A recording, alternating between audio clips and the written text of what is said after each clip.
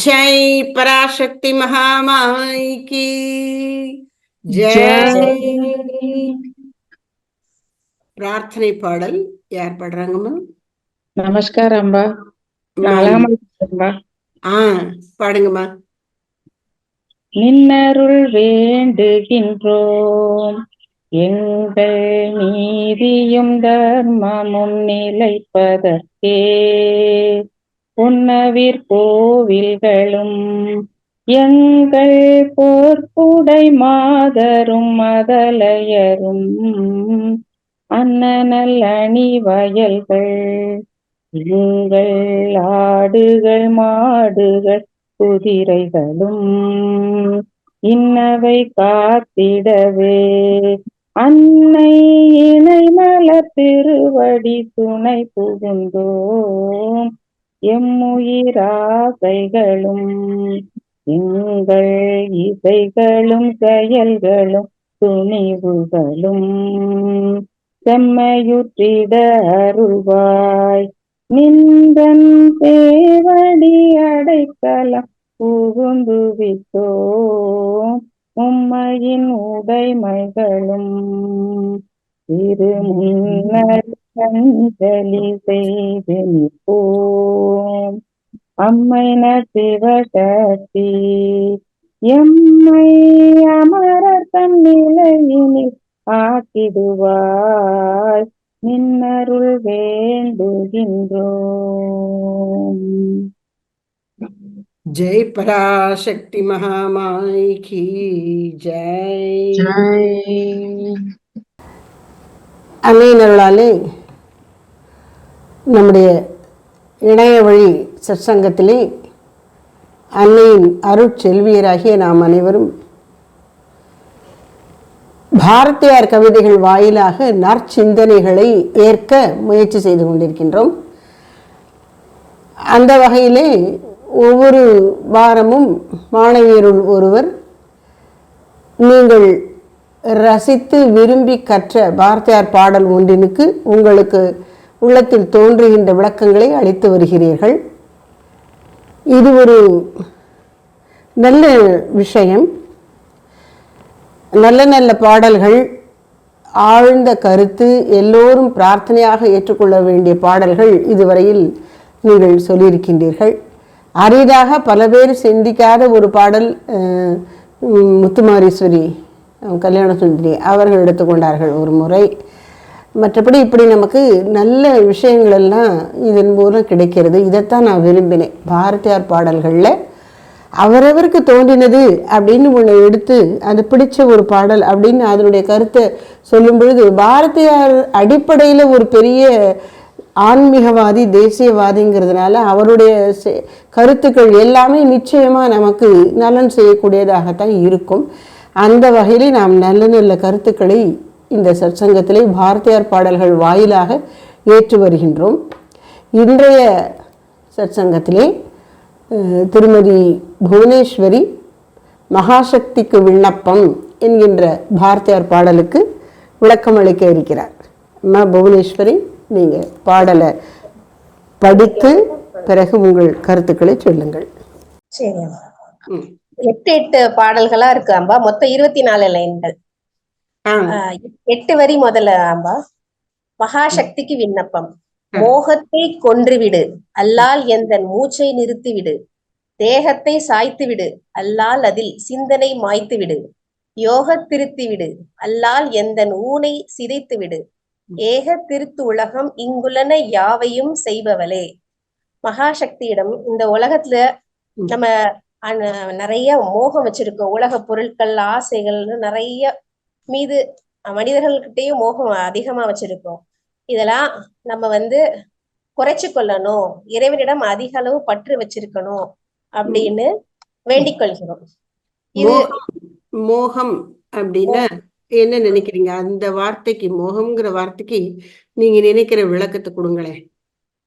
ஆசைகள் நம் தேவையை விட இன்னும் அது கிடைச்சாலும் அதுக்கு மேல இன்னும் கிடைக்கலாமே அப்படின்ற ஒரு ஆசை இருக்கு. அந்த ஆசையே கொஞ்சம் தேவையில்லை அப்படின்னு நினைக்கணும் நம்ம, அப்படிங்கிறது தோணுதானுங்க. இது இந்த முதல் பேராகிராஃபுக்கு மீனிங். பந்தத்தை நீக்கிவிடு, அல்லால் உயிர் பாரதத்தை போக்கிவிடு.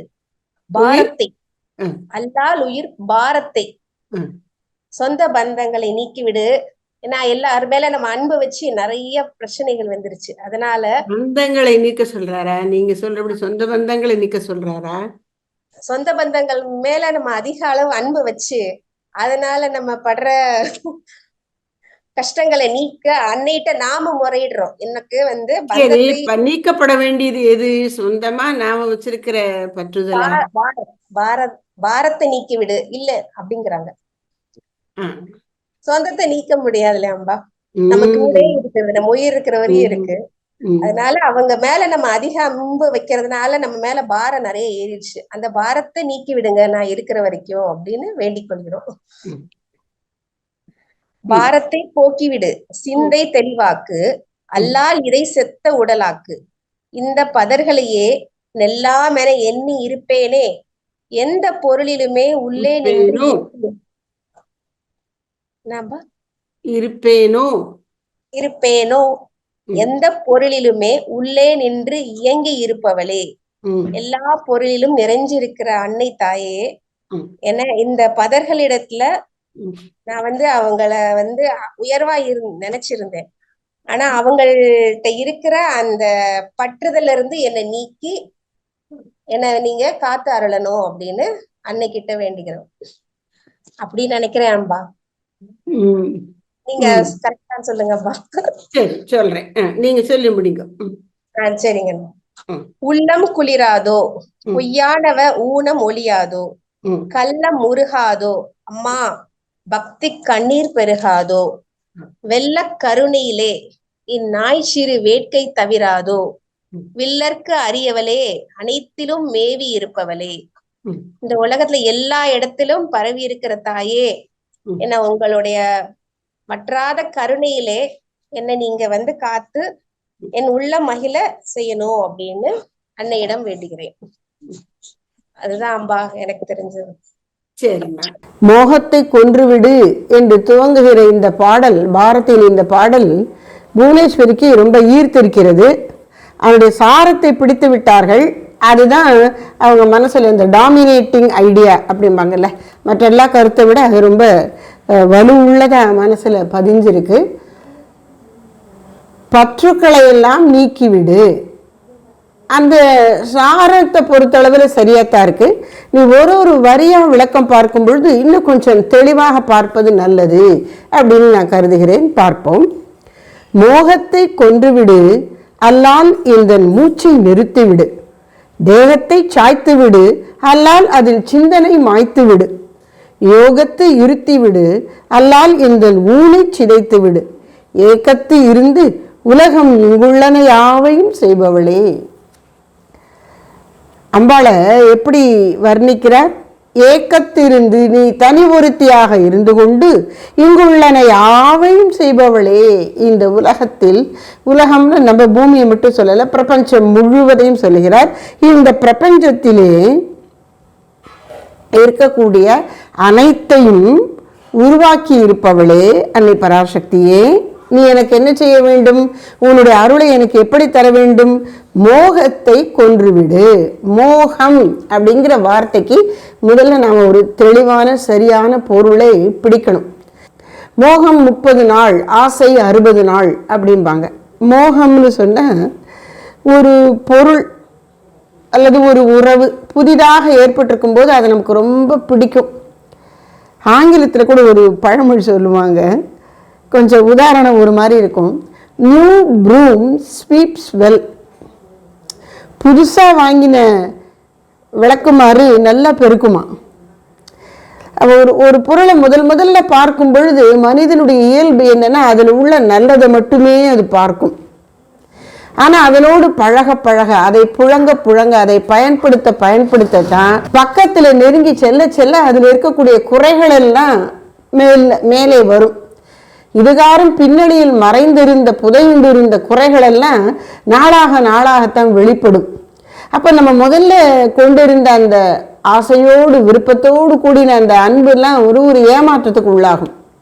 அந்த முதல்ல கொண்டிருந்த உள்ளதை உள்ளபடி பார்க்க விடாமல் மயக்குகின்ற அந்த ஒரு எதிர்பார்ப்போடு கூடின ஒரு ஆசை பற்றுதல் இருக்கே, அதான் மோகம். மோகம்னு சொன்னா அதுல அறிவில் ஒரு குழப்பம் இருக்கு, ஒரு தெளிவின்மை இருக்கு.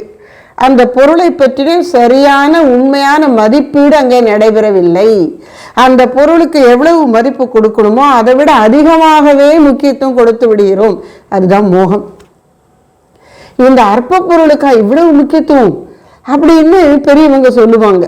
இந்த மோகத்தை பார்த்தா ரொம்ப சர்வசாதாரணமா இந்த மோகம்ங்கிற வார்த்தையை லௌகீகமா எப்படி சொல்லுவாங்கன்னா, ஒருத்தனுக்கு கல்யாணம் ஆன புதுசுல ரொம்ப மனைவி சொன்னதை கேட்டு அம்மா அப்பாவை கூட புறக்கணிக்க ஆரம்பிச்சிருவான். அதைத்தான் சாதாரணமா டக்குன்னா மோகம்னு உடனே அதை சொல்லுவாங்க. அது மட்டும் இல்லை, எல்லாருக்குமே வாழ்க்கையின் வெவ்வேறு காலகட்டங்களிலே ஒரு பொருளின் மீது நமக்கு பற்றுதல், ஆசை, விருப்பம் ஏற்படுகிறதுன்னு சொன்னா அந்த பொருளுக்கு எவ்வளவு மதிப்பு கொடுக்கலாமோ அதை விட கூட கொடுக்க தோன்றும். இப்போ ஒரு சாமான் வாங்குகிறோம், அதுக்கு 60 ரூபா கொடுக்கலாம் அப்படின்னு வச்சுக்கோங்க. நீங்கள் 80 ரூபா கொடுத்துட்டீங்கன்னா என்ன சொல்லுவாங்க, என்ன இப்படி ஏமாந்துட்ட, அது 60 ரூபாய்க்கு மேலே பெறாது, அதை அலசி பார்த்தா தான் உனக்கு தெரியும் அப்படின்னு சொல்லுவாங்க. அது மாதிரி குறிப்பாக உறவுகளிலே அந்த உறவினுடைய தேவை தகுதிக்கு மேல் அதிகமாக ஒரு எதிர்பார்ப்பும் அன்பும் ஆசையும் வைத்திருப்பது தான் மோகம். அப்படி மனிதன் உறவுகளில் மட்டுமல்ல, தன்னுடைய உடல், தன்னுடைய மனம், தன்னுடைய தனித்தன்மை இதில் பெரும்பற்று வைத்திருக்கின்றான். மொத்தத்தில் இந்த உலக வாழ்க்கையில் அவன் பெரும்பற்று வைத்திருக்கிறான். புறப்பொருட்கள், உறவுகள், தன்னுடைய உடல், தன்னுடைய மனம், தன்னுடைய சாதனைகள், தன்னுடைய அறிவு திறம், தன்னுடைய நினைவாற்றல், இப்படி தன்னை குறிச்சும் தன்னை சார்ந்து தான் சார்ந்து இருக்கின்ற பொருட்களை குறித்தும் ஒரு மனிதனுக்கு பெரிய ஆசை இருக்கு. அந்த ஆசை உண்மையை உணர விடாமல் தடுக்கிறது. அப்பதான் அதுக்கு மோகம்னு பேர். மோகம்ங்கிறது அப்போ நாம நம்முடைய ஆசைகளை, விருப்புகளை கணிக்கணும். இந்த அளவுகோலை கொண்டு நான் உண்மையை உணராம போற அளவுக்கு நம்மளை மயக்கி இருக்கக்கூடிய ஆசைக்கு பேர் தான் மோகம். அதனால இவர் என்ன சொல்றார், மோகத்தை கொன்றுவிடு. என்னிடம் இருக்கக்கூடிய இந்த மயக்கத்தை, தவறான ஆசையை உள்ளதை உள்ளபடி உணர விடாமல் ஒரு பொருளுக்கு அதன் உண்மை மதிப்புக்கு மேற்கொண்டு அதிகப்படியான மதிப்பை கொடுக்க வைக்கின்ற இந்த தவறான தீர்மானத்தை என் உள்ளத்திலிருந்து நீக்கிவிடு, மோகத்தை கொன்றுவிடு.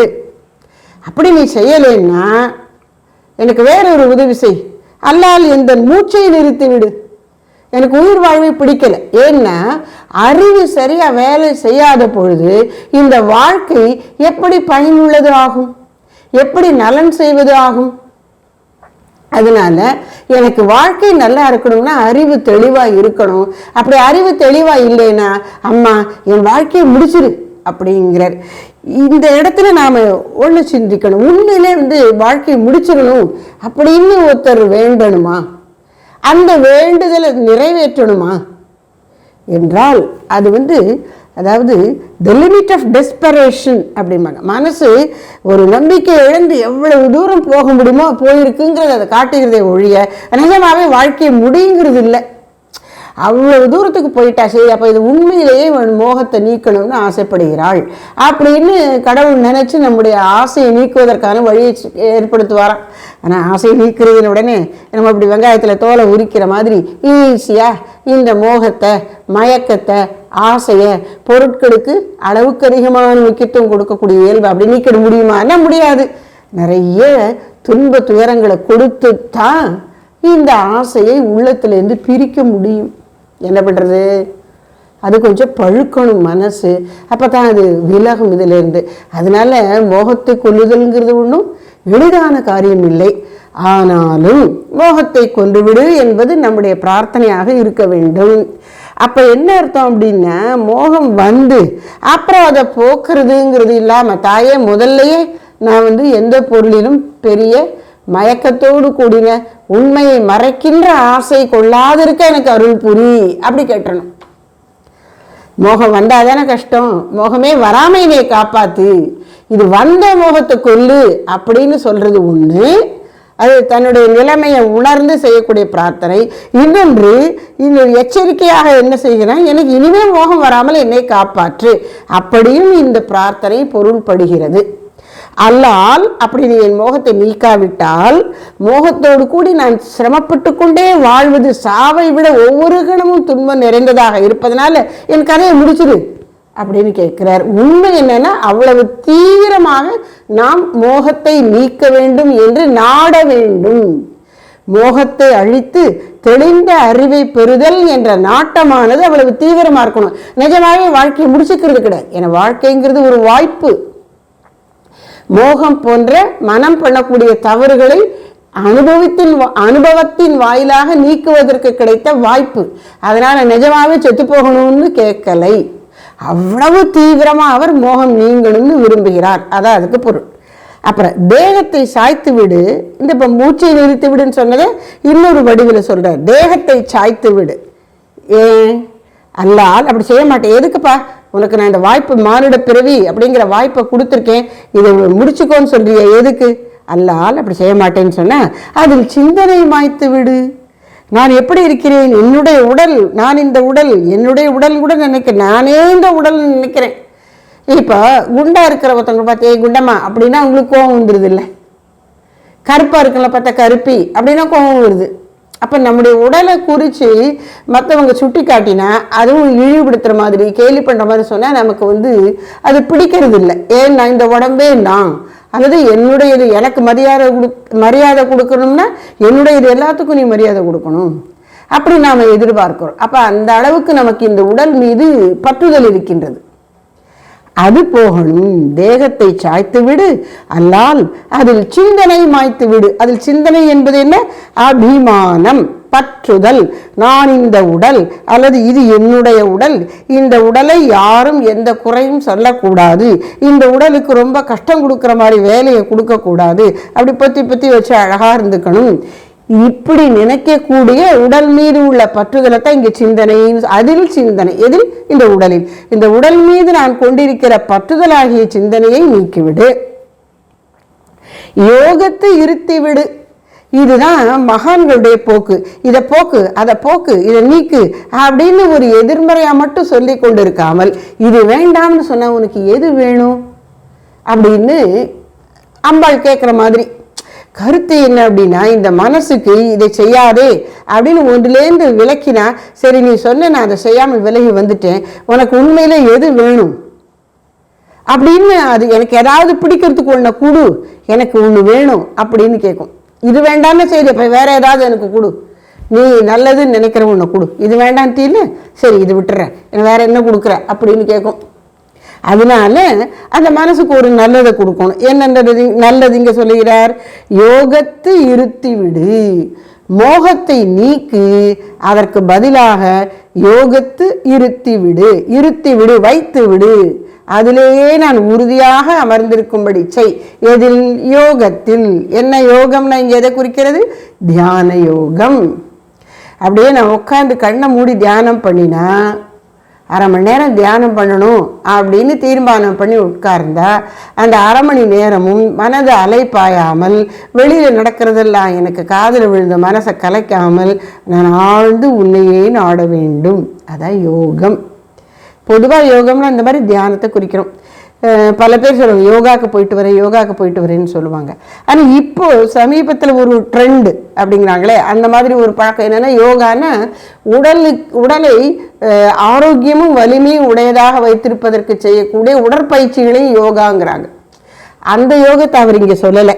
பாரதியார் இங்கு குறிப்பிடக்கூடிய யோகம் தியானத்தில் மனம் ஒன்றி இருப்பது, அல்லது பக்தி யோகம், பக்தி யோகம், ஞான யோகம், கர்மயோகம், அந்த யோகங்களை கூட குறிக்கிறதுன்னு எடுத்துக்கலாம். 4 யோகங்கள் மனிதனுடைய மனதை பண்படுத்தி தெய்வத்தை நோக்கி அவனை அழைத்து செல்லக்கூடிய 4 சாதனை முறைகள், வாழ்க்கை முறைகள் இருக்கு.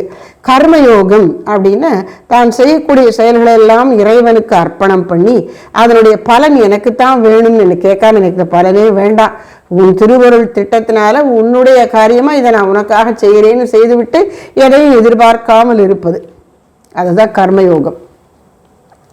பக்தி யோகம்னு சொன்னா இறைவனிடம் சரணாகதி பண்ணி, இறைவா நீயே எனக்கு கதி, நீயே என்னை காக்கின்றாய், நான் உன்னையே நம்பியிருக்கின்றேன், என்னை காப்பதற்கு வேறு யாரையும் நான் நாடமாட்டேன், உன் திருவருள் ஒன்றையே நான் துணையாக கொண்டிருக்கிறேன் அப்படின்னு இறைவனையே நம்பி அவனிடம் அடைக்கலம் புகுவதற்கு பெயர், சரணாகதி பண்ணுவதற்கு பெயர் பக்தி யோகம்.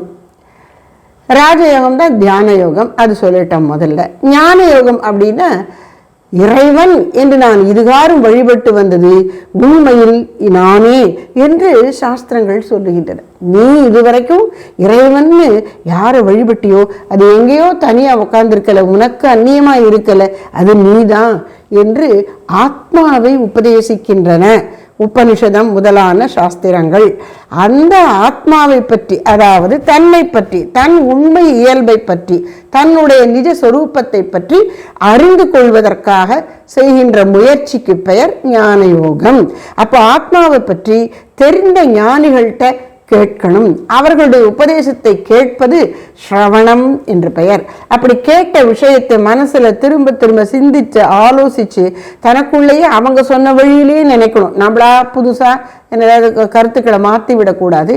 அப்படி சிந்திச்சு மனசுல எழக்கூடிய ஐயங்களை சந்தேகங்களை நீக்கி அந்த உண்மையை மட்டும் உணரணும். அப்படி மனசுல சந்தேகங்களை போக்கிக் கொள்வதற்காக கேட்ட உபதேசத்தை மீண்டும் மீண்டும் சிந்தனை பண்ணுவதற்கு பெயர் மனனம். அப்படி சிந்தனை பண்ணி ஐயம் நீங்கிய பிறகு அதை சும்மா ஏதோ ஒரு ஷோகேஸ்ல வச்ச பொம்மை மாதிரி இல்லாம அதை அப்படியே அந்த கருத்தை தன்மயமாக்கி உணரணும். அதன் பொருட்டு ஆழ்ந்து தியானம் செய்து அந்த உண்மையை இதயத்தில் உணர்வது, அதுக்கு பேர் நிதித்தியாசனம். இந்த மூன்று சேர்ந்ததுதான் ஞான யோகம். யோக திரித்து விடுனா இந்த மூணு எனக்கு வேணும். ஆத்மாவை பற்றிய விஷயத்தை நான் கேட்க வேண்டும், அதில் உள்ள ஐயங்கள் எல்லாம் நீங்கும்படி அதை தெளிவாக சிந்திக்க வேண்டும். அப்படி சிந்தித்து தெளிந்து கொண்ட உண்மைகளை தியானித்து எண்மயம் ஆக்க வேண்டும். இதுதான் ஞான யோகம். அந்த யோகத்தில் என்னை இருத்துவிடு அப்படின்னு சொல்றார். இப்படி நீ என்னை யோகத்தில் வைக்காவிட்டால் ஊனை சிதைத்து விடு, இந்த உடலில் வாழ்வதில் பயனில்லை. மொத்தத்துல என்னை கொண்டு விடு, உடல் அழிச்சு விடு அப்படின்னு சொல்றதுக்கெல்லாம் அர்த்தம் என்ன? நிஜமாக உடம்பு அழிக்க சொல்லல. இந்த வாழ்க்கையின் பயன் இந்த 4 யோகங்களில் ஒன்றை பின்பற்றி ஆசைகளை விட்டு மனதை தெளிவாக வைத்திருந்து இறைவனை நோக்கி இடையறாது முன்னேறி கொண்டே இருப்பது.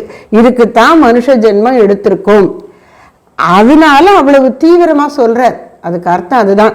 என்ன? மூச்சை நிறுத்தி விடு, தேகத்தை சாய்த்து விடு, ஊனை சிதைத்து விடு அப்படின்னு சொல்றதுக்கு அர்த்தம் நிஜமாவே நீ என்னை கொன்னுடு, இல்லை நான் தற்கொலை பண்ணிக்குவேன் அப்படிங்கிறது அர்த்தம் இல்லை. அப்படி சொல்லக்கூடியவர் அல்லர் மகாகவி சுப்பிரமணிய பாரதியார். கருத்து என்னன்னா அவ்வளவு தீவிரம் வேணும். நிஜமாவே நான் செத்துற போறது இல்லை, ஆனா அவ்வளோ ஒரு வேகம் வந்தாதான் நாம் அதை உண்மையிலே நாடுகிறோமா இல்லையான்னு கடவுள் டெஸ்ட் பண்ணி பார்க்குறார், சோதனை பண்ணி பார்க்கிறார். அதனால அவ்வளோ தூரத்துக்கு நம்ம தயாராகிடணும், அந்த பாயிண்ட் வரைக்கும் போயிடணும். அப்போ அவர் நீ போக வேண்டாம் கண்ணா அப்படின்னு காப்பாற்றுவார். பந்தத்தை நீக்கிவிடு, அல்லால் உயிர் பாரத்தை போக்கிவிடு. இந்த இடத்துல புவனேஸ்வரி ஒரு விஷயத்தை நீங்கள் தெளிவாக புரிஞ்சுக்கோங்க. உயிர் பாரத்தை போக்கிவிடு, அதாவது உறவுகள் சாதாரணமாக பந்தபாசம் அப்படின்னு சொல்கிறோம். பாசத்தோடு இருக்கணும், அம்மா அப்பா பிள்ளைங்க உடன் பிறந்தவர்கள் இப்படியெல்லாம் குடும்பத்தில் ஒரு பாசம் நிலவணும். ஆனால் உள்ளத்தில் ஒரு ஆன்மீக விழிப்பு ஏற்படும் பொழுது அந்த பாசமே தரையில் பாசம் பிடிச்சிருச்சுன்னு சொல்லுவோம், பார்த்துருக்கீங்களா? தண்ணி புழங்கி அந்த தண்ணியை சரியாக துடைக்காமல் இருந்தால் பாசம் பிடிச்சிரும். சில வீடுகளில் பாத்ரூமில் இந்த பக்கெட்டில் தண்ணி குளிக்கிறதுக்காக பிடிக்கிறோம், அப்புறம் அதை தேய்க்கிறதே கிடையாது. அந்த பக்கெட்லேயும் அந்த மக்குலையும் வழுன்னு பாசம் பிடிச்சிருக்கும். பார்க்கறதுக்கு ஒன்றும் பச்சையாக தெரியாது, ஆனால் தொட்டாலே நமக்கு வழுன்னு இருக்கும். அதுதான் பாசம். அது என்ன பண்ணும்? நம்மளை வீழ்த்தி விடும். பாசத்தின் மீது காலை வச்சா வழுக்கி கீழே விழுவோம். அதுபோல உறவுகள் ஒரு உடன்பாட்டு முறையில் ஏற்றுக்கொள்ளக்கூடிய ஒரு பாசிட்டிவான வகையில் இல்லைன்னு சொன்னால் அது நம்மை வீழ்த்தி விடும். அப்படிப்பட்ட பந்தம் தான் வேண்டாம்னு சொல்கிறார். உறவுகள் வேண்டாம்னு சொல்லலை, உறவுகள் மீது அவை என்றைக்கும் நிலையாக இருக்கக்கூடியவை என்று நான் எண்ணி ஏமாந்து விடக்கூடாது. அதுதான் பந்தம். பந்தம்ங்கிறது என்ன? இந்த உறவுகள் என்னைக்கும் இருக்கும், என்றைக்கும் என்னை காப்பாற்றும், நான் என்றைக்கு இவர்களுக்கு சேவை செய்து கொண்டு உதவி செய்து கொண்டே இருப்பேன் அப்படின்னு நம்மள அறியாம ஒரு எதிர்பார்ப்பு. ஏன்னா யாருமே சாக விரும்புறதில்லை, நானும் சாகக்கூடாது, என்னுடைய கணவர் பிள்ளை குட்டிகள் அப்படின்னு நம்ம எதிர்பார்க்கிறோம். ஆனால் அது இயற்கையினுடைய நியத்தி அதுவல்ல. ஏதோ ஒரு வகையில் பிரிவு எப்படியோ வருகிறது. அப்போ என்னுடைய மனசு தடுமாறி விடக்கூடாது. அதுதான் பந்தத்தை நீக்கிவிடு அப்படின்னா, பந்தம்னா அதுக்கு அந்த வார்த்தைக்கு பொருள் கட்டுன்னு அர்த்தம். கட்டு, தலை கட்டி போட்டிருக்கு. இந்த அவர் ஒரு தனியாளு, நான் ஒரு தனியாளு தான். ஆனால் அந்த கணவன் மனைவிங்கும் போது மனசளவில் ஏற்பட்டு விட்ட அந்த கட்டுங்கிறது பாசக்கட்டு. அது கண்ணுக்கு தெரியாத வலுவான கட்டு. அந்த வலுவான கட்டு தளர்ந்து, ஆனால் அன்பு இருக்கணும், நெருக்கம் இருக்கணும், உடன் இருக்கணும், வேண்டிய உதவி சேவைகள் செய்யணும். ஆனாலும் இது என்றைக்கும் நிலைத்திருக்கும் என்று எண்ணி ஏமாந்து விடக்கூடாது. அது ஒரு பெரிய ஷாக்காக இருக்கும் பாருங்க. ஒரு ஒரு ஒரு 10-15 வருஷத்துக்கு முன்னாடி இங்கே ஒருத்தவங்க எண்ணெய் வியாபாரம் பண்ணினாங்க. வீட்டிலேயே செக்கு வச்சு ஆட்டி நல்ல எண்ணெயாக கொடுப்பாங்க. நாங்கள் அங்கே வாங்கிட்டு இருந்தோம்.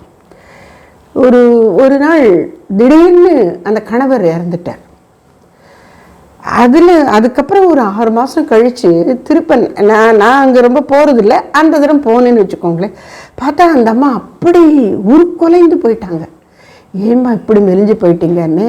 அவர் போனதுலேருந்து எனக்கு எதுலேயுமே நாட்டம் வரமாட்டேங்குதுமா அப்படின்ட்டு அவங்க அப்படி ஒரு வேதனையோடு சொன்னாங்க. இல்லைப்பா, நீங்கள் சாப்பிடணும், கொஞ்சம் உடம்பை பார்த்துக்கணும், மனசை தைரியமாக வச்சுக்கோங்க, உங்கள் பசங்க இருக்காங்கல்ல, அவங்களுக்கெல்லாம் நீங்கள் ஒரு நல்ல வாழ்க்கை கொடுக்கணும்ல அப்படின்னு சொன்னேன். ஒரு தாய்க்கு பிள்ளைய சொன்னால் கொஞ்சம் அவள் தன்னுடைய துயரத்தையும் சமாளித்து கொண்டு அந்த பிள்ளைகளை காப்பாற்றுவாள். ஆனாலும் ஒரு பெண்ணுக்கு என்னப்பா, அந்த பையனை நல்லா படிக்க வச்சு வேலைக்கே அனுப்பினா கூட அவன் என்ன பண்ணுவான், கல்யாணம் அவன் மனைவி தான் அவனுக்கு முக்கியம் ஆயிடுவான். வேணும்னு புறக்கணிக்கிறது இல்லை. ஆனால் இறைவனுடைய இயற்கை திட்டத்தை பார்த்தா பல நேரம் நான் இந்த வாழ்க்கையை யோசிக்கிறது உண்டு.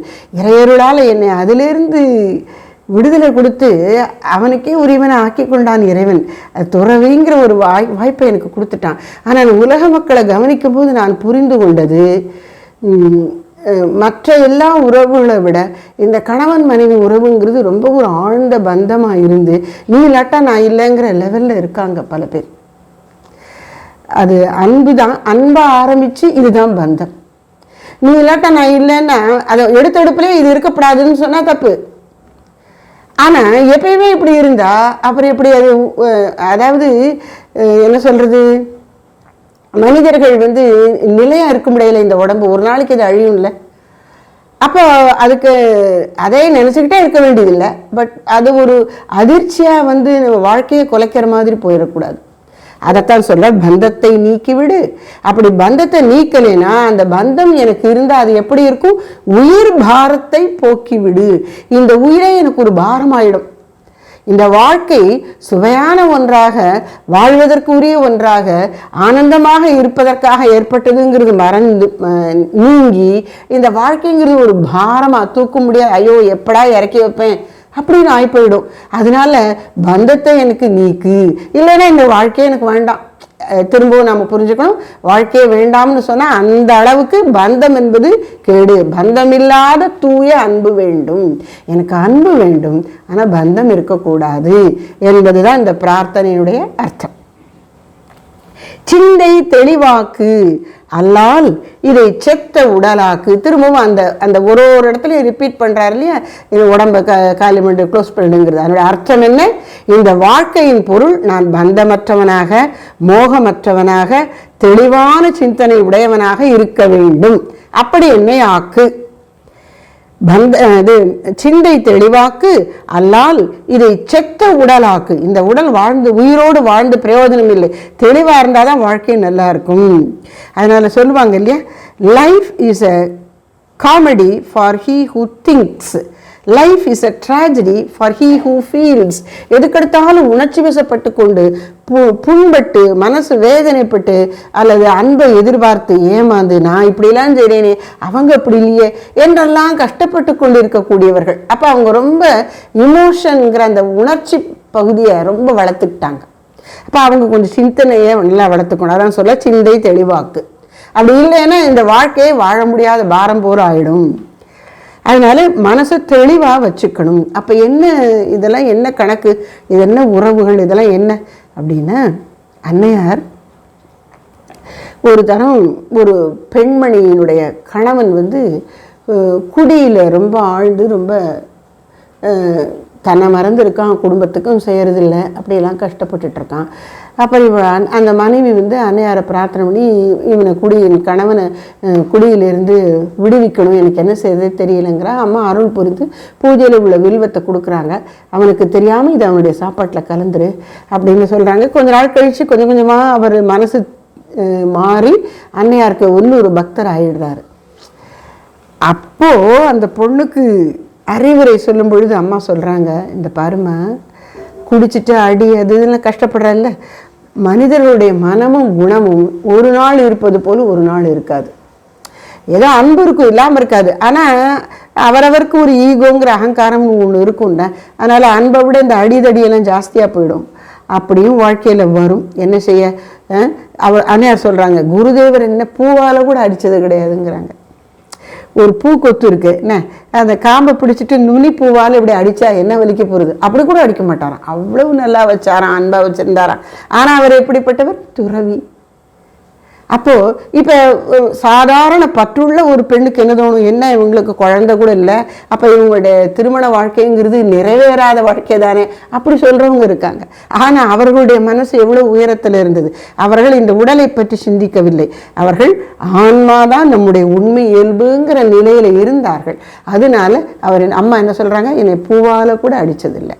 சரி, அப்போ அம்மா உனக்கு எப்படி பூவால் அடிக்காத ஒரு கணவர் கிடைச்சாரு, என்னுடைய கணவர் இப்படி இருக்காரு அப்படின்னு நம்ம மனசு உடைஞ்சிடாம சிந்தை தெளிவாக்கு. சரி, நான் அவரையும் சரி பண்ணி கொண்டு வரேன் அப்படிங்கிற தைரியம் தான் நமக்கு இருக்கணும். ஆனால் அடிக்கடி நாமளே விட்டு கொடுத்து போகிற மாதிரி இருக்கே, அப்படியெல்லாம் கூட ஒரு கவலை வந்துடும். ஆனாலும் நம்ம காரியம் நடக்கிற வரைக்கும் நம்ம விட்டு கொடுக்கணுமா விட்டு கொடுப்போம், உறுதியாக நிற்கணும்னா நிற்போம், அடிபணியை வைக்கணும்னா வைப்போம், அடி பணியணும்னா பணிவோம். என்ன ஒரு பழமொழி மாதிரி ஆங்கிலத்தில் சொல்லுவாங்க, ஷீ ஸ்டூப்ஸ் டு கான்கர். ஸ்டூப்னா அப்படி குனிகிறது. She stoops to conquer. Conquer பண்ணுறதுனா ஜெயிக்கிறது. ஜெயிக்கிறதுனா உன்னை விட நான் மேலோங்கிட்டேன். அப்படி மேலோங்குவதற்கு முதல்ல கொஞ்சம் தாழ்ந்து பணிந்து போகுது. அது மாதிரி வாழ்க்கையில் நம்ம விட்டு கொடுத்த பல வகைகளில் நம்ம நினச்சபடி தான் செய்யணும்னு இல்லை. ஆனால் அடிப்படையாக ஏதோ ஒரு நல்ல விஷயத்தில் நம்ம நினச்சபடி தீர்மானமாக முடிவான விஷயத்தில் பண்ணிடுவோம். அப்படி நாம் அமைதியாக இருந்து பந்தமில்லாத அன்போடு உயிர்களிடம், உறவுகளிடம், நெருங்கிய உறவுகளிடம் பழகணும். அதைத்தான் இங்கே கேட்குறார். அப்புறம் என்ன சொல்றார், இந்த பதர்களையே நெல்லாம் என எண்ணி இருப்பேனோ. அதாவது கடவுளுக்கு அந்நியமா இந்த மக்களெல்லாம் அப்படி உண்மைன்னு நினைச்சா இதுல உண்மை இல்லைன்னு தெரிஞ்சுக்கணும். இந்த உலகம் பொய் அப்படின்னு சொன்னா என்ன அர்த்தம் அப்படின்னா, இப்போ சமையல் கொஞ்சம் உப்பு கூட போயிடுச்சுன்னா சாப்பிட முடியல, இதை பொய் அப்படின்னு சொல்ல முடியுமா? இனிப்பு நல்லா அளவாக இருந்து நல்லா நெய்யெல்லாம் விட்டு நீங்கள் கேசரி கிண்டினீங்கன்னா டேஸ்ட்டாக இருக்குல்ல, அது டேஸ்ட்டாக இருக்குங்கிறதும் பொய்ன்னு சொல்ல முடியுமா? அப்போ பொய்ங்கிறாங்களே, இதெல்லாம் பொய் அப்படிங்கிறாங்களே, அதுக்கு என்ன அர்த்தம்? இந்த உறவுகள், இந்த வாழ்க்கை, அதுவும் எஸ்பெஷலி இந்த பற்றுதலோடு கூடின இந்த கிரகஸ்த வாழ்க்கையில் பற்றுதல்ங்கிறாங்களே, அது என்ன அர்த்தம்? அது எப்படி பொய் அப்படின்னா, இந்த பதர்களையே நெல்லாம் என எண்ணி இருப்பேனோ. அதாவது கடவுளுக்கு அந்நியமாக நினைத்தார், கடவுளிலிருந்து இது வேறுபட்டது. எனக்கு ஏதோ கொஞ்ச நேரம் காலையில் குளிச்ச உடனே விளக்கேற்றி ஒரு 5 நிமிஷம் 10 நிமிஷம் சாமி விட்டுட்டு அப்புறம் இதுலேயே இருந்துக்கணும், இதுதான் உண்மை அப்படின்னு இருக்கிறதுக்கு, அப்படி இருந்தால் கடவுளை மறந்து இந்த உலகத்தை உண்மை என்று நினைத்தால் இது உண்மை இல்லை என்பதை தெரிந்து கொள். அப்ப இது எப்படிப்பட்டது? கடவுளை சார்ந்திருப்பதால் தான் இது உண்மையானது. அப்ப இந்த எனக்கு வந்திருக்கக்கூடிய இந்த ஏற்பட்டு இருக்கக்கூடிய உறவுகள் எல்லாம் கடவுளே கொடுத்தவை. அதனால கடவுளுங்கிற ஒரு மூல பெரிய உறவு, அந்த பேருறவு எனக்கு இந்த சின்ன சின்ன வகைகளிலும் கூட வந்து என்னை சூழ்ந்திருந்து என்னை பாதுகாக்கிறது. ஏதாவது துன்பம் வரும்படியான அனுபவங்கள் வந்தா என்னுடைய அறியாமையை போக்குவதற்காக அப்படி கூட இருக்கிறவங்க நடந்துக்கிறாங்க. அவங்களுக்கு அப்படி செய்ய வைப்பது இறைவன். அவர்களுடைய இயல்புக்கேற்ப அப்படி செய்ய வைக்கிறார். அப்ப கடவுள் வந்து கொடுமைக்காரரானா கொடுமைக்காரர் இல்லை, யார் யாருடைய இயல்பு எப்படியோ அதற்கேற்ப தான் இயங்குவார். இப்போ நீங்க வந்து கத்திரிக்காயை சமைக்கிறீங்க, தக்காளியை சமைக்கிறீங்க, ரெண்டும் ஒன்று போல சமைப்பீங்களா? தக்காளி சீக்கிரம் வெந்துடும், ரொம்ப நேரம் அதை கொதிக்க விடணுங்கிறது கிடையாது. ஆனால் தக்காளி வந்து இது கத்திரிக்காய் வந்து கொஞ்சம் நேரம் வேக விட்டா தானே அது வெந்து பதமாகும். அது மாதிரி சில எந்தெந்த இயல்புக்கு எப்படி எப்படி கொடுக்கணுமோ அப்படிப்பட்ட அனுபவங்களை தான் கொடுக்கிறார் இறைவன். அதனால நம்ம இறைவன் மீது வருத்தப்படாமல் இது நம்முடைய நலனுக்காக இந்த ஏற்பாட்டை இறைவன் செய்திருக்கிறார் என்று புரிந்து கொண்டு, அதே சமயம் கடவுளை விட்டுட்டு இந்த உலகத்தை நினைச்சா இது பதர்னா என்ன? உமி இருக்கு, உள்ளுக்குள்ள அந்த அரிசி மணி இல்லை. அப்போ வெளியில பார்க்கறதுக்கு ஏதோ ரொம்ப உண்மை போல இருக்கு, ஆனா இது உண்மையானது, வலுவானது, நிலைத்தது அல்ல. எதுதான் உண்மை? கடவுள் தான். கண்ணுக்கு தெரியாட்டாலும் அவர் தான் உண்மை. கண்ணுக்கு தெரிவதாக இருந்தாலும் இந்த உலகம் நிலையற்றது. பொய்னா என்ன அர்த்தம்? நிலையில்லாதது. அதைத்தான் இங்க பதர்ன்னு சொல்ற. சாவி அப்படின்னு சொல்லுவோம். அரிசி இல்லாத உமி, அதுக்கு பேர். பார்த்தா நெல் மாதிரியே இருக்கும், ஆனால் உள்ளுக்குள்ள அந்த வெள்ளையான அரிசி மணி இருக்காது. அது மாதிரி தான் இது பார்க்கறதுக்கு எல்லாம் உண்மை போல இருக்கு, ஆனால் இது உண்மையா இல்லையே. உண்மையா இல்லைன்னா என்ன அர்த்தம்? இதுக்கு ஒரு காலத்துல முடிவு வந்து விடும். இது என்றைக்கும் இருப்பதல்ல, நிலை இல்லை. நிலை இல்லாததுங்கிறதுனால நான் ரொம்ப அதில் பற்று வச்சு எதிர்பார்த்து கொண்டே இருக்கக்கூடாது. அதனால இந்த பதர்களையே எல்லாம் என எண்ணி இருப்பேனோ. இந்த பதர்கள் என்பது இந்த உலக உறவுகள், உலக பொருட்கள் எல்லாம். இதில் வந்து கரெக்டாக நம்ம ஒரு லிஸ்ட்டு போட்டுக்கலாம். புறப்பொருட்களாக நமக்கு இருக்கக்கூடிய சொத்து சுகங்கள், அப்புறம் உறவுகள், அப்புறம் நம்ம உடம்புலையே நம்ம அழகாக இருந்தால் அதை குறித்து சில பேருக்கு ரொம்ப பெருமையாக இருக்கும். அறிவாளியாக இருந்தால், நிறைய படிச்சிருந்தா, நல்ல வேலை பார்த்தா அதில் ஒரு திமிரு வந்துடும். குணம் நல்ல குணமாக இருக்கும், அதுக்கு ஒரு பெருமை வந்துடும். எங்கள் குடும்பத்திலே நாங்கள் வந்து தப்பே பண்ண மாட்டோம், அப்படி இருப்போம் அப்படிங்கிற ஒரு குலப்பெருமை. இப்படி எத்தனையோ வாழ்க்கையில் நமக்கு இருக்குது. அது வந்து நல்ல விஷயம்தான், அதை நம்ம வளர்த்துக்கொள்ள வேணும் தான். ஆனால் அது குறித்து ரொம்ப தலை தடுமாறி ரொம்ப தற்பெருமை கூடக்கூடாது இல்லையா? அதனால் இதெல்லாம் என்ன பதறா போயிடும். கடவுளோட சேர்த்து இணைச்சு நீ பார்க்கலன்னா, இது எல்லாவற்றையும் விட கடவுளுக்கு முக்கியத்துவம் கொடுக்கலன்னா இந்த விஷயங்கள் எல்லாம் பதறா போய்விடும். இந்த பதர்களையே எல்லாம் என எண்ணி இருப்பேனோ. சரி, அப்போ எப்போ இதுக்கு முக்கியத்துவம் வரும்? இப்போ கூட இருக்கிறதுலாம் உண்மை இல்லையா? அதெல்லாம் நம்ம இப்போ எப்படி பழகிறது தினந்தோறும்? அப்போ அவங்களுக்கு சாப்பாடு செய்து கொடுக்குறோம், எனக்கு பூரி போட்டு கொடுமா அப்படின்னு குழந்தை கேட்குறான். அப்போ செய்யாமலே இருக்க முடியாது, இது பதர் அப்படின்னு அந்த குழந்தைய பார்த்து சொல்லணும்னா அப்படி சொல்லலை. இந்த பாருங்க, எந்த பொருளிலுமே உள்ளே நின்று இயங்கி இருப்பவளே, இதுதான் ரகசியம். நமக்கு வாழ்க்கையில் வரக்கூடிய எல்லா உறவுகள், நமக்கு வாழ்க்கையில் கிடைக்கக்கூடிய பேறுகள், சம்பளம், நீங்கள் ஒர்க் பண்ணுறீங்க, அதில் ஒரு ப்ரொமோஷன் கிடைக்கிது, பாராட்டுறாங்க, சம்பளம் கூடுது, ஏதோ ஒரு வாழ்க்கையில் இந்த மாதிரி நல்ல விஷயங்கள்லாம் நடக்கும்ல. அது என்ன நடந்தாலும் கடவுளுடைய திருவருளால் எனக்கு இது கிடைச்சதுன்னு கண்ணில் ஊற்றி கடவுளுக்கு நன்றி சொல்லணும். கடவுள் நினைப்ப விடக்கூடாது. இது இருந்தாலும் போனாலும் கடவுளை உன்னை நான் மறக்க மாட்டேன்னு வச்சுக்கணும். அப்போ எந்த பொருளிலுமே உள்ளே நின்று இயங்கி இருப்பவளே, இதுதான் உண்மை. பொருள், உயிர், மனிதர்கள், என்னுடைய உடல், எல்லாவற்றுக்குள்ளும் தாயே நீ இருக்கின்றாய். உன்னால் தான் இதற்கு மதிப்பு. பர்சு இருக்கு, பர்சுக்குள்ள பணம் இல்லைன்னா அப்படி சும்மா போட்டுருவோம். பர்சுக்குள்ள பணம் நிறைய வச்சிருக்கீங்கன்னா பத்திரமா உள்ள வைப்பீங்க, அல்லது வெளியில் எடுத்துட்டு போனாலும் கவனமா தொலைஞ்சு போயிடாதபடி பார்த்துப்பீங்க. அப்போ அந்த உள்ளுக்குள்ள இருக்கிற பொருள் தான் அதற்கு மதிப்பை கொடுக்கிறது. அதுபோல இந்த உலக பொருட்கள் அனைத்துக்கும் உள்ளுக்குள்ள இறைவன் இருக்கிறார். நமக்கு இப்போ தெரியலையே கண்ணுக்கு அப்படின்னா நீங்கள் கவலைப்படாதீங்க. பாரதியாருக்கு நம்மளை ஏமாற்றணும்னு அவசியம் இல்லை இல்லையா? பெரியவர்கள் சொல்வதை ஏற்றுக்கொள்வோம். கடவுளே இத்தனையுமாக ஆகியிருக்கிறார், கடவுளே நீ தான் எனக்கு இந்த உறவு வடிவில் வந்திருக்க, அந்த உறவு வடிவில் வந்திருக்க அப்படின்னு நினச்சி நாம் மனசில் கடவுளை மறக்காமல் இருந்தால், அப்படி வந்ததெல்லாம் போனாலும் கடவுள் எண்ணம் இருந்து நம்மை காக்கும். இதுதான் வாழ்க்கையின் ரகசியம். அதனால எந்த பொருளிலுமே உள்ளே நின்று இயங்கி இருப்பவளே அப்படி அதை இயக்கி கொண்டே இருக்கின்றாள். இந்த காற்றாடி ஃபேன் இருக்கு, அதுக்குள்ள எலக்ட்ரிசிட்டி இருந்து அதை இயக்குகிறது. அதுவும் அந்த பக்கம் குழாய் விளக்கு, குழல் விளக்கு, டியூப்லைட் இருக்கு, அதற்குள் இருந்து கொண்டு அதை இயக்குகிறது. அந்த விளக்கை இயக்குவதுன்னு என்ன? ஒளி வீச செய்வது. அது அடுப்பு இருக்கு, அந்த அடுப்புக்குள் இருந்து மின்சாரம் அதை இயக்குகிறது. எப்படின்னு என்ன? உஷ்ணத்தை வெளிப்படுத்துகிறது. அது அந்த குளிர்சாதன பெட்டி இருக்கு, அதற்குள் இருந்து கொண்டு மின்சாரம் அதை இயக்குகிறது. அப்படின்னு என்ன? அதுல ஒரு குளிர்ச்சியை உண்டு பண்ணி பொருட்களை எல்லாம் பாதுகாக்கிறது.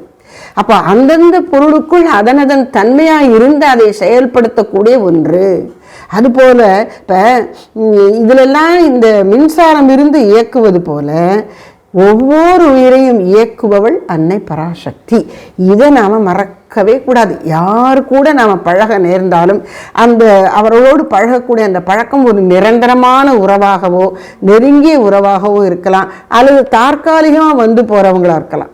எப்படி இருந்தாலும் இறைவனே எனக்கு இந்த வடிவில் வந்திருக்கிறாருங்கிறத மனசில் வச்சுக்கணும். அதான் சொல்றார், எந்த பொருளிலுமே உள்ளே நின்று இயங்கி இருப்பவளே. அப்புறம் என்ன? உள்ளம் குளிராதோ? என்னுடைய மனசு கொதிக்கிறதுமா, தவிக்கிறது. இந்த வாழ்க்கையில் பல இது கிடைச்சாலும் போதும்னு திருப்தியாக இருக்க மாட்டேங்கிறது, வேற ஏதோ ஒன்று கிடைக்காதுன்னு நினைச்சு அது வேதனைப்படுகிறது. அதனால என் உள்ளம் கொதித்து கொண்டிருக்கின்றது. இதை பெரியவங்க எப்படி சொல்லுவாங்கன்னா, தாபத்ரயம், 3 வகையான உஷ்ணம். அதாவது இப்போ இந்த ட்ரை ரோஸ்ட் அப்படிம்பாங்கல்ல, எண்ணெய் விடாமல் சில இதை வறுப்போம் சமைக்கும்போது, சில இதை எண்ணெய் விட்டு வறுப்போம், சில இதை எண்ணெயை நிறைய விட்டு எண்ணெயை கொதிக்க வச்சு அதில் போட்டு பொரிச்சு எடுப்போம். 3 வகையாக இருக்குது பாருங்கள். இதில் இந்த ட்ரை ரோஸ்ட்டில் எண்ணெயே விடாமல் வறுக்கிறது. இந்த எண்ணெய் விடாமல் வறுக்கிற மாதிரி தாப்பங்கள் உலக வாழ்க்கையில் இருக்கான். எப்படி இருக்கும் பாருங்கள், கஷ்டங்கள் இருக்குது உலக வாழ்க்கையில். என்னென்னமோ கஷ்டங்கள் நிறைய இருக்குது, அதை நான் சொல்ல வேண்டியதில் உங்களுக்கு தெரியும். அது எப்படி 3 வகையில் நமக்கு வருதான். அத்தியாத்மிகம், அத்தியாத்மிகம்னு சொன்ன நானே உருவாக்கி கொண்ட தாப்பங்கள். இந்த வெப்பத்தில் வருத்த மாதிரி கஷ்டமாக இருக்குன்னு சொல்கிறோமே, இந்த கஷ்டம் எங்கேருந்து வருதுன்னு அதனுடைய தோற்றுவாயை தேடினா நம்முடைய நடத்தை தான் அதை வரவழைத்திருக்கிறது. இது பல நேரம் நமக்கு புரிவதில்லை. அத்தியாத்மிகம், நானே உருவாக்கி கொண்ட கஷ்டங்கள். 100% இதாக இருக்கும். காரணம் நம்மகிட்ட கண்டுபிடிக்காம அவங்க இப்படி பண்ணிட்டாங்க, இவங்க இப்படி பண்ணிட்டாங்க, அது அப்படி ஆகி போச்சுன்னு தான் அடுத்தவங்களை தான் நம்ம குறை சொல்கிறோம். ஆனால் ஆரம்பம் நம்மகிட்ட தான் இருந்திருக்கும். அதனால் தன்னை ஆராயணும். தவறு நடந்தால், கஷ்டம் வந்தால் தன்னை ஆராயணும். நல்லது கிடைச்சிருச்சுன்னு சொன்னால் வேறு யாருக்கெல்லாம் இதில் நான் நன்றி சொல்லணும்னு அடுத்தவங்க நல்லது செஞ்சுருப்பாங்கன்னு தேடணும். அப்படி இருந்தால் நம்ம சந்தோஷமாக இருக்கலாம், மற்றவங்களுக்கும் நம்மளை பிடிக்கும். அது இல்லாமல் ஒரு தப்பு நடந்தால் யார் என்ன பண்ணா, அவன் என்ன பண்ணா, இவன் என்ன பண்ணான்னு அடுத்தவங்களையே தேடினா, அடுத்தவங்க மேலே பழிய போட்டால் அது நம்ம நம்மளை மற்றவங்களுக்கு பிடிக்காமல் போயிடும். உண்மை என்னன்னா 2 பக்கமும் தான் இருக்கும். அப்போ பெரும்பாலும் நம்முடைய கஷ்டங்களுக்கு நாம காரணம். அது அத்தியாத்மிக தாபம். அப்புறம் ஆதி தெய்வீக தாபம், ஆதி பௌத்திக தாபம். ஆதி பௌத்திக தாபம் சொன்னால் இயற்கையிலிருந்து எதிர்பாராது வரக்கூடிய பல துன்ப துயரங்கள். இப்போ நேபாளத்தில் பெரிய நிலநடுக்கம் வந்தது அப்படிங்கிறாங்க. மியான்மர்லேயே பெரிய பூகம்பம் வந்தது அப்படின்னு சொல்கிறாங்க. நிறைய பேர் இறந்து போனாங்க. அதுக்கு நம்முடைய இந்திய அரசாங்கம் கூட, மத்திய அரசு நிறைய நிவாரணப் பொருட்களெல்லாம் டன் கணக்கில் அனுப்பி வச்சது. அப்போ அந்த மாதிரியெல்லாம் நிகழக்கூடியவை இயற்கையிலிருந்து வரக்கூடிய துயரங்கள். அப்புறம் ஆதி தெய்வீகம், நமக்கு காரணமே புரியாமல் நம்முடைய விதியில் ஏதோ வருது, அது ஆதி தெய்வீகம். அப்படி வரக்கூடிய துயரங்கள். இப்படி 3 விதமான துயரங்களால் வாழ்க்கை வறுத்தெடுக்கப்பட்டது போன்று துன்பம் நிறைந்திருக்கின்றது. இதிலிருந்து என்னை விடுவியம்மா அப்படின்னு பிரார்த்தனை பண்றோம். அதுக்கு தான் ஓம் சாந்தி சாந்தி சாந்தி சாந்தி அப்படின்னு 3 தரம் சொல்கிறோம். முதல் சாந்தி எதை குறிக்கிறது? ஆத்தியாத்மிக தாப்பங்களிலிருந்து, எனக்கு நானே செய்து கொள்ளக்கூடிய கஷ்டங்களிலிருந்து என்னை விடுவித்து அருளுக. அப்புறம் ஆதி தெய்வீகம், ஆதி பௌத்திகம், இயற்கையிலிருந்து வரக்கூடிய துன்பங்களிலிருந்து எங்களை காப்பாற்று. அப்புறம் ஆதி தெய்வீகம், எங்களுக்கு காரணமே புரியாமல் தெய்வமே உண்டாக்கியது போல வரக்கூடிய கஷ்டங்களிலிருந்தும் தெய்வமே நீ எங்களை காப்பாற்று. அதனால இந்த தாப்பங்களால் என் உள்ளம் கொதித்து கொண்டிருக்கிறது.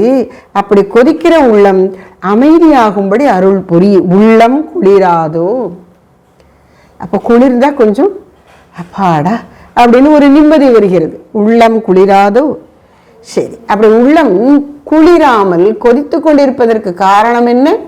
வெளியில தான் அதை தாப்பத்திரயம்னு சொன்னோம். அதனுடைய காரணம் என்ன? உள்ளுக்குள்ள இருக்கிற காரணம் என்ன? பொய் ஆணவ ஊனம் ஒழியாதோ. இந்த ஈகோ, எனக்குன்னு ஒரு இண்டிவிஜுவாலிட்டி, எனக்கு ஒரு ஈகோ இல்லையா அப்படின்னு எல்லாம் இப்போ அடிச்சு கேட்குறாங்க. அதுதான்மா பிரச்சனைக்கே காரணம். அதனால் நம்முடைய ஆன்மீகம் என்ன சொல்றது அப்படின்னா, சமுதாயத்தில் நமக்கு நிறைய கட்டுப்பாடுகள், ஆன்மீகத்தில் தான் சுதந்திரம்.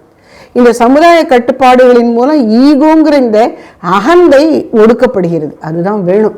அகந்தை நீங்கினாதான் நாம் நிம்மதியாக இருக்க முடியும், மற்றவங்களையும் நிம்மதியாக இருக்க விடுவோம்.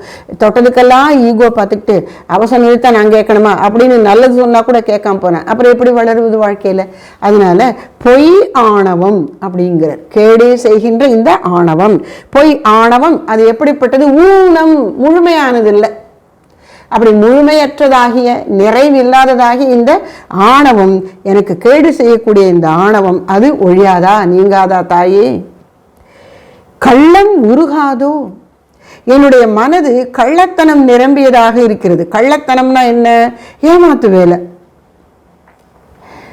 உள்ளதை உள்ளபடி காட்டாம மறைச்சு தான் நினைக்கிற வேறொன்றை சாய்த்து கொள்வது. அவன் இந்த இப்போ சொல்லுவோம் இல்லையா, பசுத்தோல் போர்த்திய புலி, புலி போல அவன் கொடூரமாக இருக்கான். ஆனால் அதை வெளியில் காமிச்சிக்காம ரொம்ப தேனொழுக பேசுவான், அப்படி இனிமையாக பேசுவான். அது நடிப்பு. அது மாதிரி கள்ளம், அதுதான் கள்ளம். உள்ளொன்று வைத்து புறம்பொன்று காட்டுவது கள்ளம் உருக. அப்படி செய்யக்கூடியவர்களுக்கு மனசாட்சியை கவனிக்காம மனசே கல் போல இறுகி போய்விட்டது. அதனாலதான் அந்த இறுகின கல் போன்ற மனம் உருகணும், இழகணும் அப்படிங்கிறார். கள்ளம் உருகாதோ. அம்மா பக்தி கண்ணீர் பெருகாதோ. உள்ளம் இழகி இருக்கிறது என்பதன் பொருள் என்ன? கண்களில் கண்ணீர் வருகிறது. இது வாழ்க்கையில் எனக்கு கஷ்டம் வருது, நான் நினைச்சது நடக்கலை, என்னை ஏமாத்திட்டாங்க அப்படின்னு அழறக்கூடிய அழுகை அல்ல. இறைவனை நினைத்து பக்தி கண்ணீர் பெருக்குவது. அந்த முருகன் பாட்டு ஒன்று ரொம்ப ஒரு பிரசித்தமான பாட்டு இருக்கு இல்லையா, உள்ளம் உருதையா முருகா உன்னடி காண்கையிலே அள்ளி அணைத்திடவே எனக்கு ஆவல் பெருகுதப்பா முருகா உள்ளம் உருகுதையா. உள்ளம் உருகணும். நல்ல இயல்பு உடைய உள்ளம்தான் நன்மையை கண்டு உருகும். அடுத்தவங்க கஷ்டத்தை கண்டால் நமக்கு உருகணும். ஐயோ இப்படி கஷ்டப்படுறாங்களே, முடிஞ்ச உதவியை செய்வோம் அப்படின்னு ஒரு துடிப்பு இருக்கணும். அப்படி துடிக்கிற மனசு கடவுளுடைய அருளை நினைத்து உருகும். அருள் புரிந்து அதை பெற்று உருகும். அருள் பெறவில்லையே என்றும் ஏங்கும். இது நல்லது. இந்த மாதிரியான உருக்கம், ஏக்கம் அந்த நேரத்துக்கு வேதனை போல தெரிந்தாலும் உண்மையில் இது வேதனை அல்ல, இது வரவேற்கத்தக்க உருக்கம். நல்லதுக்கு மனசு அப்படி இழகணும், அது வேணும். கள்ளம் உருகாதோ அம்மா பக்தி கண்ணீர் பெருகாதோ. அப்புறம் வெள்ள கருணையிலே இந்நாய் சிறு வேட்கை தவிராதோ. அம்மா இந்த நாய் தண்ணி குடிக்கும்போது பார்த்துருக்கீங்களா, ஒரு பழமொழி சொல்லுவாங்க. அதாவது ஆத்தோட வெள்ளம் போனாலும் நாய் நக்கி தான் குடிக்குமா. நாயே சொல்கிறோம், நம்ம மட்டும் என்ன பண்ண முடியும்? ஒரு டம்ளராக தான் குடிக்க முடியும். டம்ளரில் அள்ளினாலும் அது ஒரு மடக்காக தானே குடிக்க முடியும். கடகடன்னு குடித்தாலும் ஒரு டம்ளரை ஒரு நிமிஷம் ஏதோ குடிப்போம்னு வச்சுக்கோங்க. அப்போது நமக்கு அது கொஞ்சம் எவ்வளவு இருந்தாலும் நாம் ஏற்றுக்கொள்வது அவரவர் தகுதிக்கு ஏற்ப கொஞ்சம்தான் இருக்கும். அதான் அதுக்கு அர்த்தம். அப்போ என்ன சொல்கிறேன்? வெள்ள கருணையிலே, அம்பாளுடைய கருணை வெள்ளம் போல ஓடிக்கொண்டிருக்கு. நாம் நினைக்கிறோம் என்ன வாழ்க்கையில் ஒரே கஷ்டமாக இருக்குது, கடவுளுக்கு கண்ணே இல்லையான்னு. இல்லை, அந்த கஷ்டம் நமக்கு வேண்டி இருக்கு. இப்போ ஒன்று வேண்டாம், நமக்கு கஷ்டம் வந்தால் அது கஷ்டம், ஏன் இப்படி கஷ்டம் கொடுக்குறாரு கடவுள் அப்படின்னு சொல்கிறோம். இப்போ பழுக்க வைக்கிறதுக்கு இந்த கல் என்னவோ சொல்கிறாங்களே கெமிக்கல் வச்சு பழுக்கிறது, அதை சொல்லலை. முறையாக பழுக்க வைக்கிறதுக்கு என்ன செய்வாங்க? பழுக்க வைக்கிறதுனா என்ன அர்த்தம்? நல்ல முத்தின காய்க்கு உஷ்ணத்தை நிறைய கொடுத்தா தான் அது பழுக்கும். இயற்கையாக மரத்திலே தொங்கிட்டு சுற்றிலும் கிடைக்கிற உஷ்ணத்தில் பழுக்கணும்னா நிறைய நாள் ஆகும். அப்போ அதுக்கு செயற்கையாக அதிக உஷ்ணத்தை கொடுத்து அதை பழுக்க வைக்கிறோம். அது மட்டும் பரவாயில்ல, உடனே சாப்பிட்ற மாதிரி கொடுங்க, 2 நாள் வச்சு சாப்பிட்ற மாதிரி கொடுங்க அப்படின்னு பழம் கேட்டு வாங்குறோம். அப்போ பழுக்கணும்னா அதுக்கு உஷ்ணம் கொடுக்கணும். அப்போ நம்முடைய மனதும் பழுக்கணும்னா, பக்குவம் அடையணும்னு சொன்னால், அதில் இருக்கக்கூடிய கேடுகள் நீங்கணும்னா துன்பத்தை தவிர இப்போ ஏன் இன்பத்தில் முடியாது? ஆனால் இன்பத்தில் நாம் என்ன பண்ணிடுவோம்? பெரும்பாலும் கடவுளை மறந்துடுவோம், லட்சியத்தை மறந்துடுவோம்.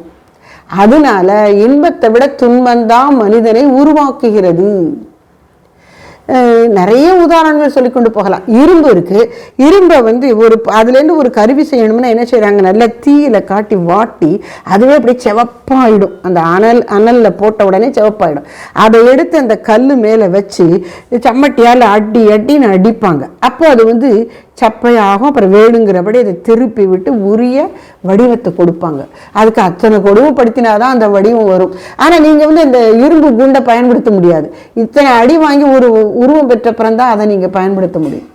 அப்போது இந்த துன்பங்கிறது ரொம்ப அவசியமாக இருக்குது வாழ்க்கையில். அதை நாம் தெரிஞ்சுக்கணும். துன்பத்தின் அவசியம். நம்மகிட்ட கேடு இருக்கக்கூடாது, ஆனால் நமக்கு வாழ்க்கையில் துன்பமே வரக்கூடாதுன்னு நம்ம எதிர்பார்க்கக்கூடாது. நாம் தவறு செய்யக்கூடாது, ஆனாலும் துன்பம் வரும். வந்தாலும் அது எனக்கு நல்லதுக்கு, என்னை பக்குவப்படுத்துறதுக்கு கடவுள் கொடுத்திருக்கிறார் என்று நினைத்து அமைதியாக ஏற்றுக்கொண்டு அதை ஜீரணம் பண்ணிடணும். அதைத்தான் சொல்கிறார், வெள்ள கருணையிலே இன்னாய் சிறு வேட்கை தவிராதோ. உன்னுடைய கருணை இந்த உலகத்தில் அது சில சமயங்களில் துன்ப வடிவிலும் வரும். அதுக்கு தான் இத்தனை விளக்கம். கருணைன்னா கெட்டதெல்லாம் கொடுத்து நம்மளோட கஷ்டமே இல்லாமல் பொத்தி பொத்தி வச்சா தான் கருணைன்னு நினைக்காதீர்கள். இப்போ குழந்தை சாப்பிட மாட்டேன்னு சொன்னால் விட்டுருவீங்களா? நீங்கள் எப்படியாவது அதை ஏமாற்றி கீமாற்றி அடிச்சாவது வாய்க்குள்ளே தள்ளி முழுங்க வச்சுருவீங்கல்ல, அதுக்கு ஊட்டி விட்டுருவீங்கல்ல.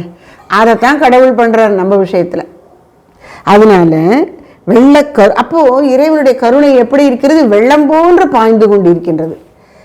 அப்படிப்பட்ட கருணையில் நான் ஏற்றுக்கொள்ளணும். அந்த கருணை எனக்கு வேணுங்கிறேன். எப்படி ஏற்றுக்கொள்ள முடியும்? ஒரு நாய் வெள்ளத்தில் தண்ணியை குடித்தா எவ்வளோ குடிச்சிடும்? நக்கி எவ்வளோ குடிக்க முடியுமோ அவ்வளோதான் குடிக்கும். நம்ம ஒரு டம்ளரை வச்சு கோரி குடிப்போம். அப்போ இந்த கருணையை நான் எப்படி ஏற்கிறேன்? என்னுடைய தகுதிக்கு ஏற்கவே நான் ஏற்கின்றேன். அதனால் என்ன சொல்கிறேன்? வெள்ள கருணையிலே இவ்வளவு கருணை உலகத்தில் நீ செலுத்துகிறாயே அம்மா, நான் எவ்வளவு குடிச்சிட போகிறேன்? ஒரு நாய் மாதிரி நாய் வெள்ளத்தை நக்கி குடிக்கிற மாதிரி உன் கருணையில் கொஞ்சம் இருந்தாலும் எனக்கு போதுமே, அந்த கொஞ்சத்தை எனக்கு கொடுக்க மாட்டியா அப்படின்னு கேட்குறாரு. வெள்ள கருணையிலே இந்நாய் சிறு வேட்கை. எனக்கு எவ்வளோ ஆசை இருந்துட போகுதுமா, கொஞ்சம் தானமாக கேட்குறேன், உன் அருளை தானமாக கேட்குறேன், தெளிவான புத்தியை கேட்குறேன், பந்தத்தில் கட்டுப்படாத மனசை கேட்குறேன், உண்மையான அன்பை கேட்குறேன், தெளிவான அறிவை கேட்குறேன், இது உனக்கு கொடுக்க முடியாதா அப்படிங்கிறார். சரி, அம்பாள் எப்படி இருக்கிறா? வில்லற்கு அரியவளே. வில்லுதல் அப்படின்னா விளக்கி உரைத்தல்னு அர்த்தம். வில்லற்கு அரியவளேன்னா அம்பாளுடைய மகிமையை எடுத்து சொல்லுவது எவ்வளவு பெரிய பக்தர்களுக்கும் இயலாது. அம்பாளுடைய மகிமை வார்த்தைகளில் அடங்காதது அப்படின்னு சொல்றார். வில்லற்கு அரியவளே, எடுத்து விளக்குவதற்கு இயலாத பெருமையை உடைய இறைவா, அம்பாளே, தாயே, வில்லற்கு அரியவளே, நீ எப்படி இருக்கிறாய்? அனைத்திலும் மேவி இருப்பவளே, எல்லாவற்றிலும் நீ உள்ளே உரைகின்றாய், வசிக்கின்றாய். ஒரு அன்னையார் பாட்டு ஒன்று, சம்ஸ்கிருதத்தில் ஒரு பாட்டு நம்ம காலேஜ் ப்ரேயர் புக்கில் சேர்த்துருக்கோம். அரிதாக சொல்லி கொடுத்துருக்கோம், ரொம்ப அடிக்கடி சொல்லி கொடுத்ததில்ல. இந்த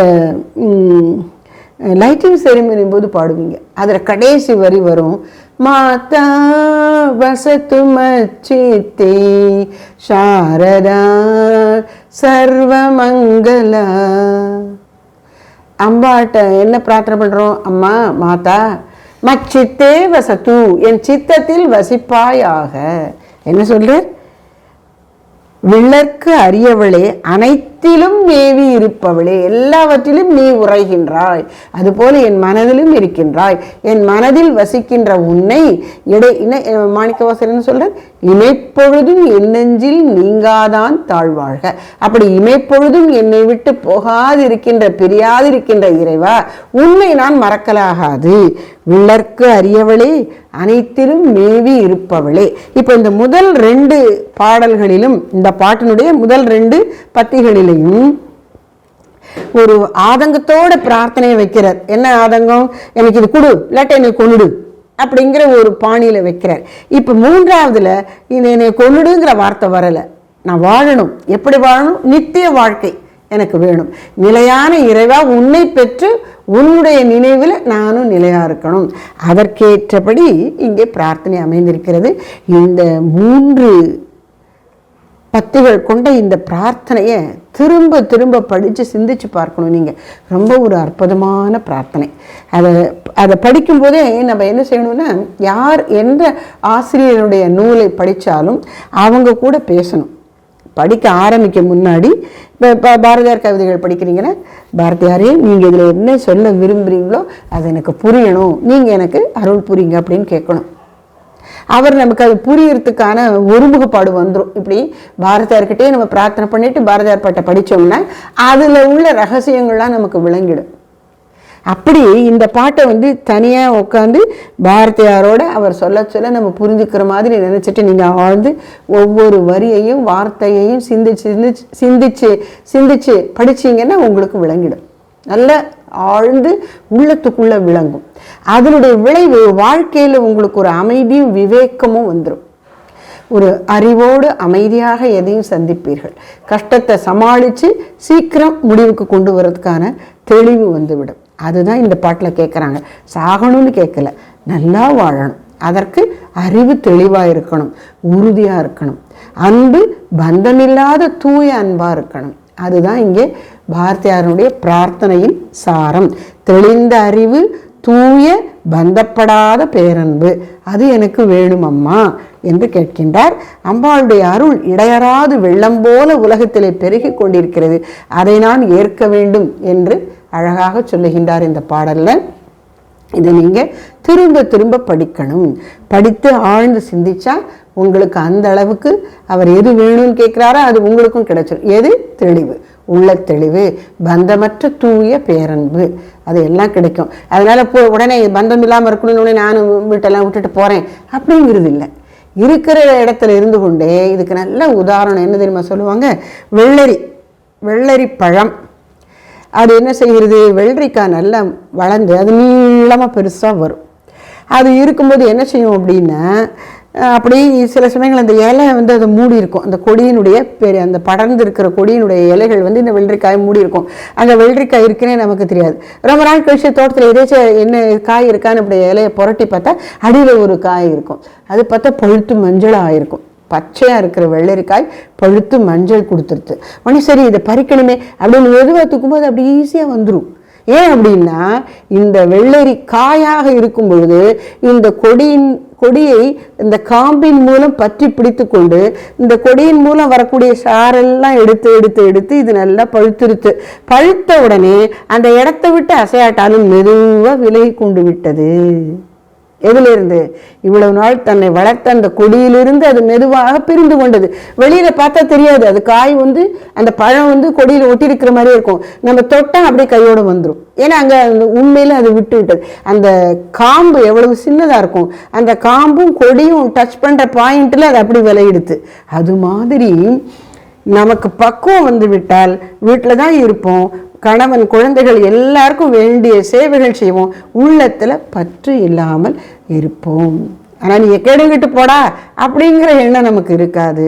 ஆனால் இறைவன் திருவருளால் நமக்கு நல்லதே நடக்குங்கிற அமைதி இருக்கும். அந்த ஒரு பற்றின்மை தான் அவர் இங்கே கேட்குறார். அதனால் அன்பு நமக்கு வேண்டும், அது தெய்வீகமானது. பற்று நமக்கு வேண்டாம், அது நம்மை கட்டி போடும், வளர்ச்சிக்கு தடையாக இருக்கும் என்று இந்த பாடலிலே பாரதியார் நமக்கு உணர்த்துகின்றார். அன்னை பராசக்தியின் திருவருளால் நம் அனைவருக்கும் பந்தங்களை தவிர்த்த தூய பேரன்பும் தெளிவான சிந்தனையும் எப்போதும் துணை இருக்கட்டும். जय पराशक्ति महामाई की जय।